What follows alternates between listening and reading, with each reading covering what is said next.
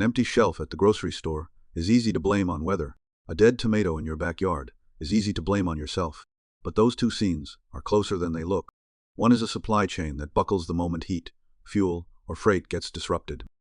The other is a tiny household version of the same fragility, a food system that depends on perfect timing, constant inputs, and your uninterrupted attention. Miss a few hot afternoons, leave town for a weekend. Water too much, after letting things go too dry, and the plant begins to fail in slow motion. Not because you're careless, because the system you were handed is built around interruption. You can see it in the most ordinary details.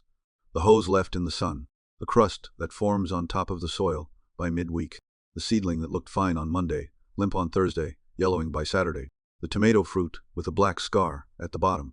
That is the part almost nobody says plainly. Most gardens don't fail because food is hard to grow. They fail because modern growing methods ask for a level of consistency, a consistency that modern life rarely gives.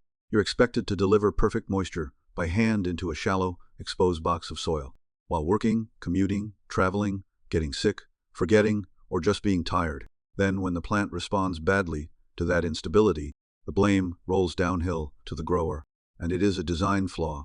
A tomato plant doesn't want drama. It doesn't want to be flooded on Tuesday and thirsty by Friday. It wants what undisturbed ground has always provided, a steady band of moisture where the roots live, not saturation, not drought. There is an old pattern hidden under all of this. Every generation rediscovers simpler ways to cooperate with water and gets nudged back toward methods that require more gear, more correction, more maintenance. Not because the simpler method stopped working, usually because complexity is easier to package, sell, and normalize. If a bed dries unevenly, there is a product. If the plant gets stressed, there is a treatment. Look closely at the body language of a struggling garden, and it starts to read like an exhausted household. Leaves curled inward by afternoon heat. Surface soil shrinking away from the edges of the container. A gardener out there at dusk with a hose, then again the next morning, trying to compensate by intuition. Maybe overcorrecting, maybe underwatering, because water is expensive, and the financial cost is more than the seed packet. It is the transplants that never establish, the bagged soil that has to be refreshed, the amendments bought to fix problems caused upstream, the produce you still purchase because the bed underperformed. In the hottest 6 weeks of the year, the time, too, has a cost. So when a bed fails in July, I don't see a bad gardener first. I see a person trying to grow food inside a brittle model, a model that assumes cheap water, stable weather, constant availability, and a human standing by to correct fluctuations in real time. That was always a fragile bargain. It is even more fragile now, with hotter summers, harsher swings, and a food economy where one disruption can ripple from trucking routes to produce aisles in a matter of days. If that sounds uncomfortably familiar, if your soil turns hard on top, your plants look fine until suddenly they don't, or your best efforts still feel like emergency response, then the problem may not be your skill at all. It may be that you've been trying to force reliability out of a method that keeps manufacturing stress. And once you see that, the obvious question is not how to work harder. You see it in the usual routine. A bag of bright synthetic fertilizer, a bottle of weed killer, a tiller tearing open the top few inches of soil every spring, a pallet of premium garden soil that looks dark and rich for about 2 weeks, then slumps into something lifeless and thirsty. Each product arrives with the same promise. Just add this, just spray that, just loosen this, just feed more. But the pattern never ends. The bed needs more water, then more nutrients, then pest control, then fungus control. That is not an accident. Modern garden advice is full of things that make plants look temporarily better while the soil underneath gets weaker.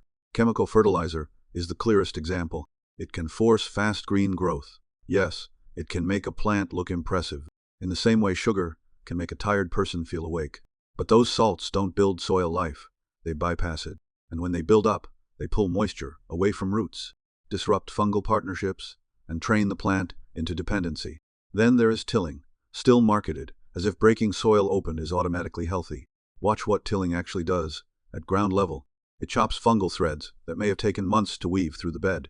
It exposes protected, organic matter to a sudden flush of oxidation. It dries the upper layer faster. It turns a living architecture into crumbs, then dust. For a week or two, the ground looks soft and prepared, which is exactly why people trust it. But what looks loose to your eye can be catastrophic to the underground economy. That was holding water, cycling minerals, and buffering disease. Herbicides create the same lie from another angle. They're sold as labor-saving tools, a clean reset, a way to remove competition. What they often remove instead is cover, root exudates, insect habitat, and the quiet diversity that keeps a bed stable. Bare ground is not clean. Bare ground is exposure. It heats faster, dries faster, erodes faster, and loses biological traffic. Many of those so-called weeds were doing unpaid work, shading soil, breaking compaction, pumping up minerals, feeding microbes through their roots. Even the phrase nutrient-rich soil has been hollowed out by marketing. A bag can be black, moist, screened, and labeled with words like premium, fortified, living, organic blend. That doesn't mean it is biologically active in any meaningful sense. A lot of what gets sold as growing medium is just dead substrate holding inputs. It has texture, maybe compost fines, maybe peat or coir, maybe some added fertilizer, pellets. But if the microbial web is absent, if fungal channels are missing, if the structure collapses after repeated wet and dry cycles, then what you bought is not a living soil.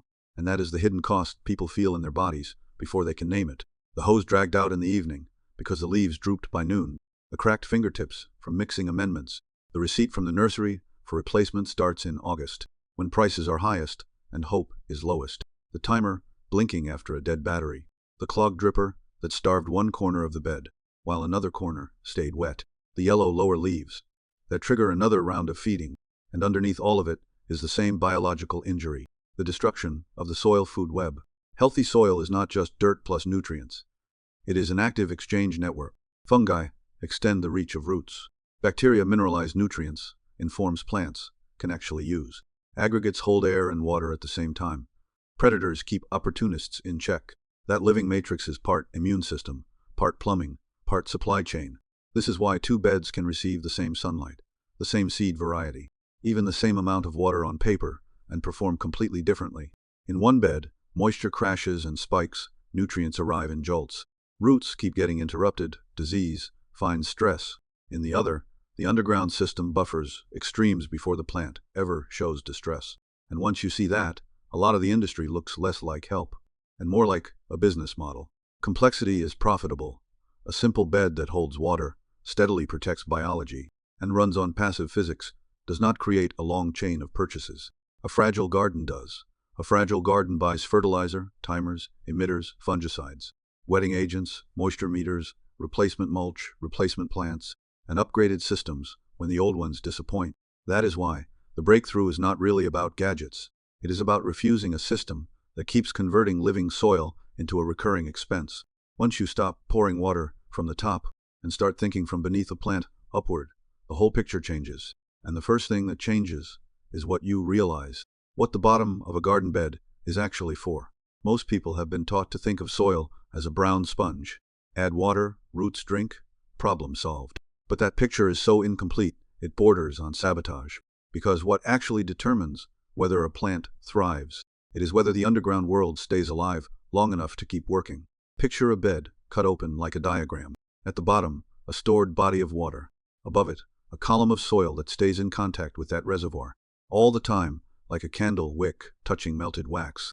Moisture climbs up through tiny spaces between particles, then spreads sideways through the rest of the bed.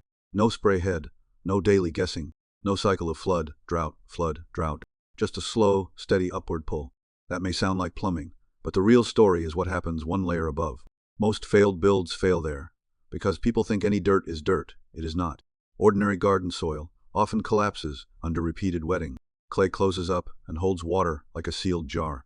Fine sand drains too fast and refuses to pull moisture sideways. Once that structure tightens, the bed stops behaving like a wick and starts behaving like a mistake. What you need instead is a loose, high organic medium with enough pore space to hold both air and water at the same time.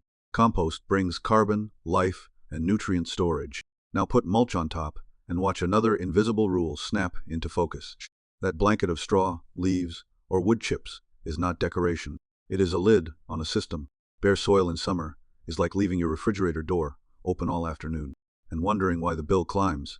The sun strikes it, wind strips it, and moisture escapes upward before the plant ever gets a chance to use it. Mulch interrupts the theft. It shades the surface, cools the upper layer, dulls temperature swings, softens impact from rain, and turns the top of the bed from a hot crust into a protected skin. As it slowly breaks down, it also becomes food for the life beneath it. And conditions are everything, because soil is not dead material with roots pushed through it. Soil is an economy. A teaspoon of healthy soil contains an absurd density of workers: bacteria, fungi, protozoa, nematodes, microarthropods, all feeding, exchanging, shredding, dissolving, transporting. If you could watch it at speed, it would not look like still earth. It would look like a city running the night shift. Bacteria unlock simple compounds. Fungi send out filaments through microscopic gaps that roots cannot reach. Predatory organisms eat other microbes and release nutrients in plant-available forms right beside the root zone. This is the lost law. Plants don't feed primarily by pulling raw fertility out of inert ground, like a straw in a mineral milkshake. They feed because a living system processes and delivers what they need in real time. Roots leak sugars into the soil, and those sugars are not waste. They're payment. And infrastructure collapses under extremes. Let the soil dry hard, and much of that workforce shuts down. Bacteria go dormant, fungal threads shrink back, nutrient cycling slows to a crawl. Then you water heavily, and instead of a stable system receiving a gentle refill, you just get a massive shock event. Pores flood, oxygen disappears, the aerobic organisms doing the most useful work suffocate. A well-built wicking bed avoids that violence. It keeps moisture inside a narrow band where life stays active without losing air. Not soaked, not parched. Think of a wrung-out sponge, not a swamp. That steady band is where the underground network keeps functioning day after day. Fungi don't have to rebuild from scratch after every dry spell. And once you understand that, the crop results stop looking mysterious. Tomatoes aren't suddenly better because the bed is special. They stop cracking because the plant is no longer ricocheting from thirst to excess. Lettuce holds longer because heat plus dry stress triggers that desperate bolt to seed. Cucumbers lose bitterness because inconsistency is what twists their chemistry. Carrots grow straighter because they aren't punching through alternating layers of concrete and powder. Basil keeps giving because it isn't spending half its life recovering from stress. So when somebody says they followed every instruction, bought the fertilizer, watered faithfully, and still watched a plant fail, this is often the missing piece. They were managing inputs while the living engine underneath kept stalling. The forgotten code was never mystical. It was moisture, air, carbon, shade, pore space, all arranged so the soil could act like soil again. If you've ever pulled back mulch and seen white fungal threads in the dark crumb, you have already seen the system trying to introduce itself. The question is whether we keep treating that as incidental or finally admit that this hidden network has been doing the real work all along. The strange part is how small the fix can be. After all the talk about soil biology, fungal exchange, moisture swings, nutrient lockout, people expect the answer to be expensive or technical. A controller, a meter, a feeding schedule. But sometimes the most powerful intervention is embarrassingly low-tech. Stop disturbing the soil, cover it, and let water move from below, instead of attacking the surface from above. A buried clay pipe did this, so did old Ola systems. A modern wicking bed does the same thing with cheap gravel and a fill tube, and a reservoir hidden under the root zone. And that matters, because roots in living soil aren't only looking for moisture. They are plugged into a delivery network. When that root zone stays evenly damp, instead of cycling from soaked to thirsty, the biology stops getting reset every few days. Bacteria keep mineralizing, fungi keep extending, organic matter keeps being processed instead of sitting there half decayed between stress events. What the plant receives is not just water. It gets a stable flow of nutrients mediated by life, which is exactly what bagged fertilizer tries and fails to imitate. That same pattern shows up with even simpler actions. Lay down plain brown cardboard over weeded ground, wet it once, and cover it with leaves, straw, or compost. That isn't laziness in the bad sense, it is leverage. You're blocking light, slowing evaporation, feeding fungi, and protecting the surface where the real construction crew lives. Bury a trench of rotting sticks under a mound, and everyone calls it rustic. What you actually built is a sponge, a carbon bank, and a slow-release habitat for moisture. Pile autumn leaves and kitchen scraps, where tidy gardening says the ground should stay bare. And within months, the texture changes under your hands. Fewer cracks, more crumb. People object because they've been trained to expect maintenance. What if the water runs out and I don't notice? Then give yourself a visible tube and look at it once a week, or use the same float valve that quietly refills a toilet tank. What if standing water breeds mosquitoes? Not if the reservoir is closed and the surface stays sealed. Mosquitoes need exposed water, not hidden moisture under soil. What if winter freezes it? Then let it drain before the hard freeze, and fill it again in spring. None of these are deep problems. They sound large only because we're used to punishment, gardening systems that punish small mistakes. But this one is different. The economic side is where the whole illusion starts to break. A properly built wicking bed can be put together for cheap. The price of one forgettable trip to the garden center. A few salvaged materials, some gravel, pipe, fabric, maybe a stock tank, or a framed box if you want it neat. After that, the recurring cost is mostly compost on top. Compare that to the standard treadmill. Drip lines that clog, timers that fail, batteries that die, emitters that need replacing, hoses dragged through heat, water bills rising while plants still show stress, because the top few inches keep baking out. Or compare it to the most common method of all, which isn't really a method. Hose and hope, morning panic, evening guilt. Once moisture becomes consistent, everything downstream becomes more reliable. Fruit set, leaf growth, nutrient uptake, even flavor. That is why a small bed planted with high-value crops, like tomatoes and basil, can quietly return far more than it costs. Not in some fantasy spreadsheet, but in the very ordinary arithmetic of not buying those crops week after week at premium prices. Scale that to multiple beds, and it stops looking like a hobby accessory. It starts looking like infrastructure. Not glamorous infrastructure, not app-connected infrastructure. Just a practical machine made of soil, water, and restraint. And maybe that is the most subversive part of all. This isn't new technology. Nobody needs to invent it for you. Brand it, lock it behind a subscription, or convince you to replace half of it next season. Ancient growers understood subsurface watering. So did market gardeners, who learned that deep organic beds become more fertile as they are fed and protected. The pattern keeps resurfacing because it works, and it keeps being ignored because it doesn't generate enough dependency. So the ecological lever isn't to do more. It is often the opposite. Disturb less, leave more residue, shade the soil, hold water below. Feed from the top. Let the microbes negotiate. Let the fungi stitch. Let the root zone stay stable long enough for the invisible workforce to organize itself. You aren't withdrawing from the garden. This is the point where a garden stops being a hobby and starts becoming leverage. The real test of any food system isn't what it does on a perfect Saturday. It is what happens when the water bill jumps, when the store shelves look thin, when heat settles over the neighborhood for 10 straight days, when everyone else suddenly remembers that food doesn't come from a logo. In those moments, all the ornamental talk disappears. What matters is brutally simple. Can you still pull real nourishment from your own ground without begging the grid for permission every morning? That is why the quiet power of a self-watering bed matters more than it first appears. On the surface it looks almost unimpressive. Gravel, fabric, a pipe, a hidden reservoir.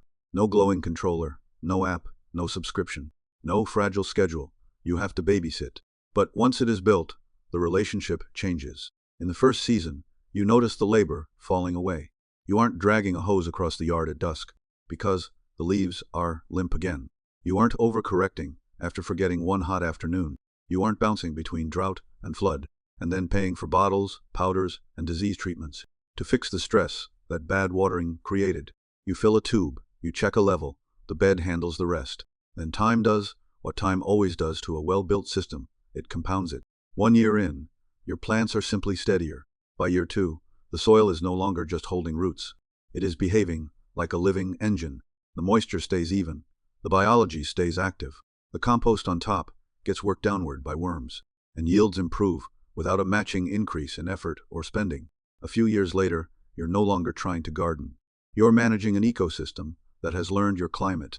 It buffers your mistakes and keeps producing through conditions that used to knock you out by July.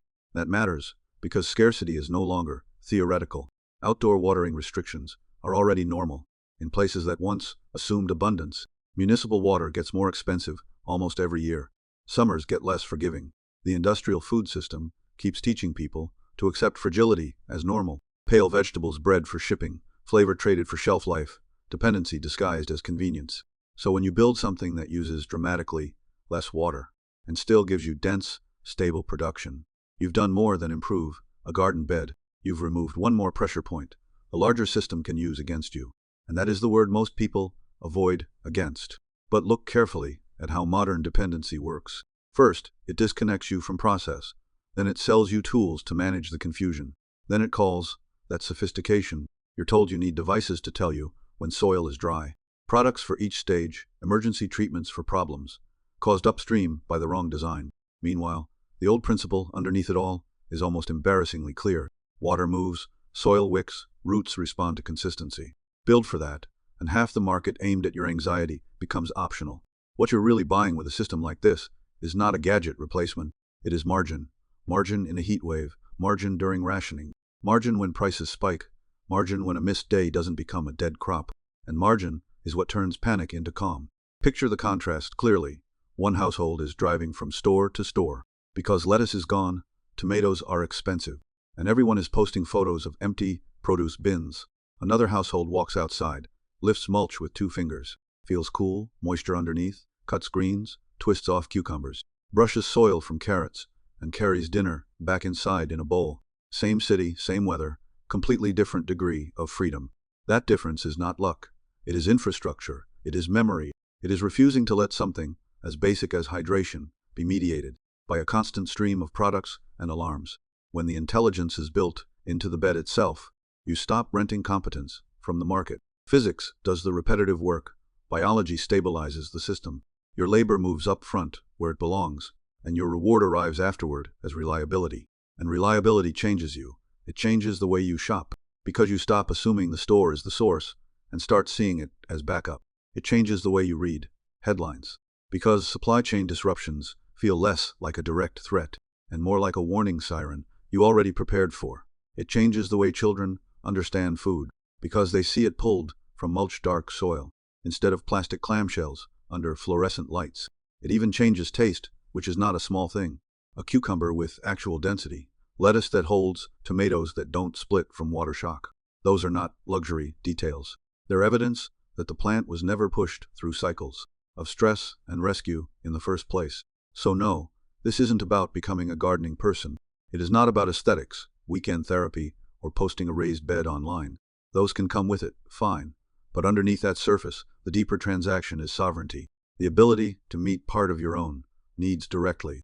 The refusal to remain fully exposed to systems that are brittle, extractive, and increasingly expensive to trust. In a stable era, that looks like thrift and better flavor. In an unstable era, it looks like dignity. Because when disruption hits, dignity is very practical. Dignity is opening a cellar shelf and seeing jars you filled yourself.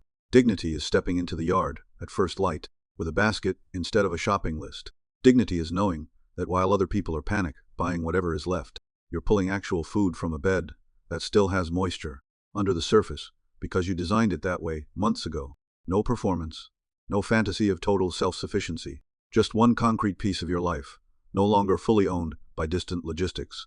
That is the real end point here. Not a trick bed, not a clever build, and in the years ahead, options may be the most valuable harvest of all. So if you had to bet on one edible crop to protect first, with a system like this, what would it be? Greens, tomatoes, potatoes, herbs, something else?